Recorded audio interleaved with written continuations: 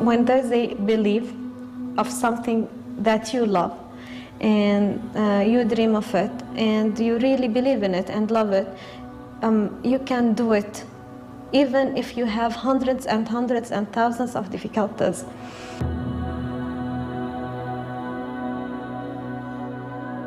Hanan said, you know, it would be a really nice idea to see if we could use some of the impetus of the ideas of these women.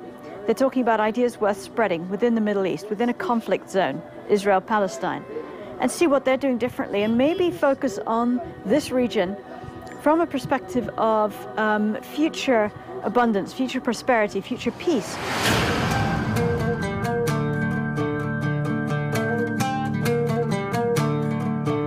We thought the best way to do it really is through a documentary.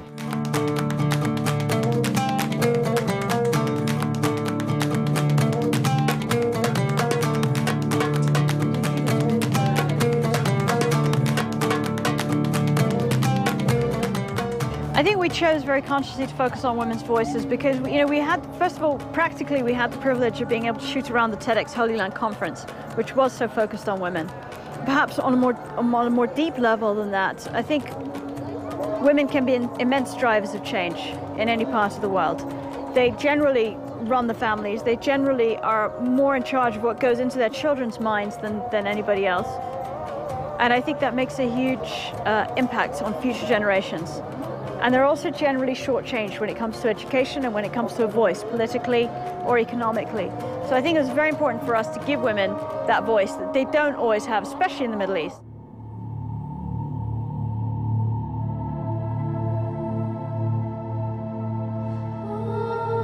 What I want to explore with you today as a storyteller is that stories are by their nature transcendent. Our minds may be amongst the most powerful forces in the universe, able to take us to new heights of creativity, but also creation.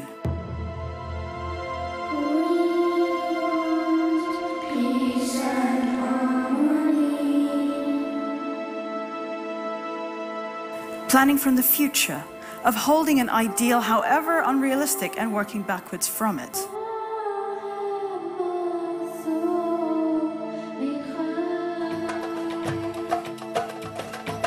Imagination is the foundation of our ability to create. Einstein said that imagination is more important than knowledge. Knowledge tells us more about what we already know, more about what exists. Imagination pushes us to create that which does not yet exist.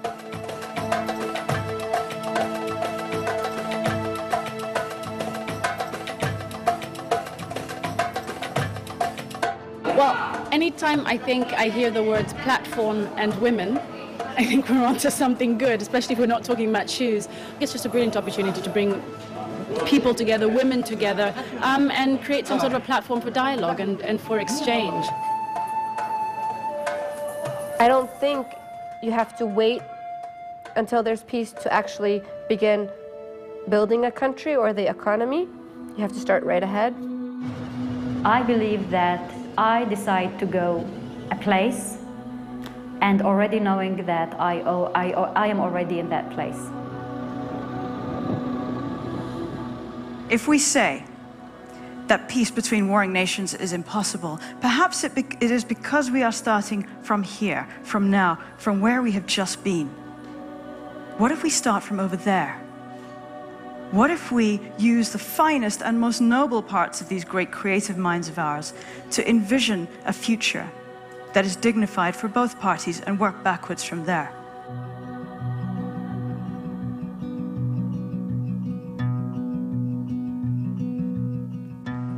So if we say that a lasting peace can't happen, if we say that dignity and equality for all women in every nation is impossible, well, we can say it's difficult. We can say we have no idea how to get there.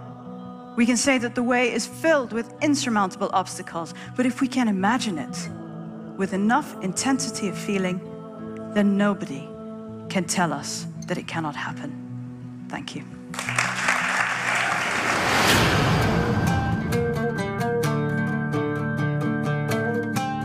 The power of these stories is infinite, really, and the ripple effect is infinite because it goes to many sort of countries, nationalities. It's universal, even though the themes are very specific to Palestine and Israel, but it very much sort of transcends all that because the Palestinian-Israeli issue affects everyone in the region and internationally, and has done for many years. So seeing it on film and sharing that experience and the stories of all these incredible women is very strong and very moving, and I think has a very strong place in life. It was really moving for me to come back to this region. Seeing Hanan come back, seeing Hanan, working on how to give back, think about the difference she could try and make in the region, along with Liat, our son, was wonderful. And to bring our children back here as well, and to have them see something of the world where Hanan grew up in, it meant a lot to me.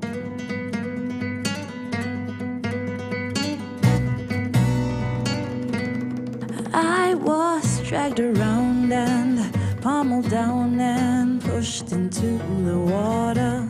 I was vilified and mortalized. Is this baptism?